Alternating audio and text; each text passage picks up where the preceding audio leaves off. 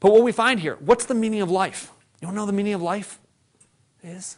Does anybody want to know what the meaning of life is? Anybody? Yes, okay. You want to know the meaning of life? The meaning of life, Christ says this. He says, love one another as I have loved you. If that's true, then how did Christ love? Well, Christ loved in a fourfold way. And the acronym is FTFF, or it's fourfold. It's, oh, come on. All right, that wasn't bad. It's free. It's total. It's faithful. It's fruitful.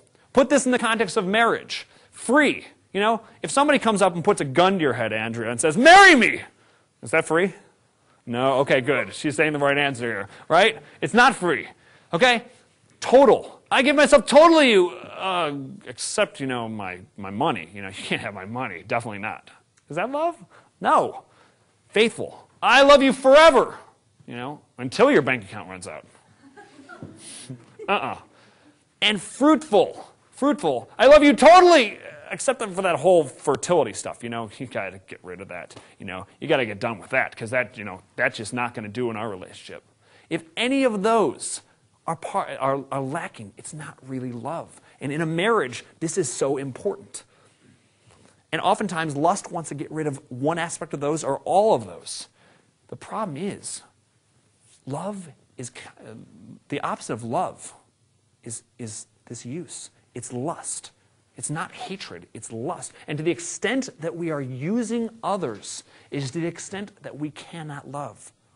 We can't do it. It's impossible. We must love. And lust is the #1 wrecking ball of marriage. Think about it. Think about it. If you, to use your spouse, to want to take advantage of your spouse, this breaks down that trust that's supposed to be there in between that intimate union. And marriage itself is to be that lifelong commitment of self-sacrificing. But what is lust? It's self-seeking. We've got problems. Adam and Eve, they're having problems, and they're being kicked out of paradise because they've got these problems. So many people use others and let themselves be used by others because they don't know who they are or how they are called to live their lives. They don't recognize this. They sell out to the lies, thinking, you know, this is just the way things are. I mean, how many women out there do you know say, you know, that's just, come on, that's just the way boys are. Boys will be boys. That's how they treat women.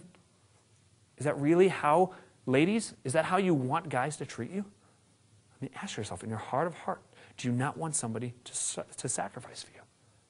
That's what we're looking for. A lot of people sell out to this because they think this is all there is. They don't know that there's another way to live.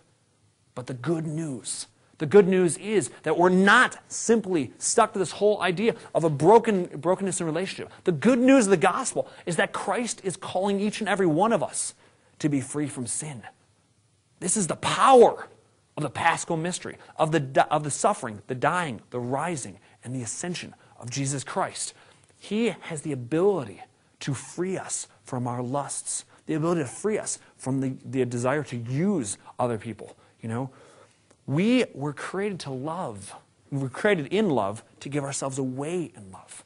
And anything less we will never fulfill the reason we were created. There's a key rule to the spiritual life, that you can't give what you don't have.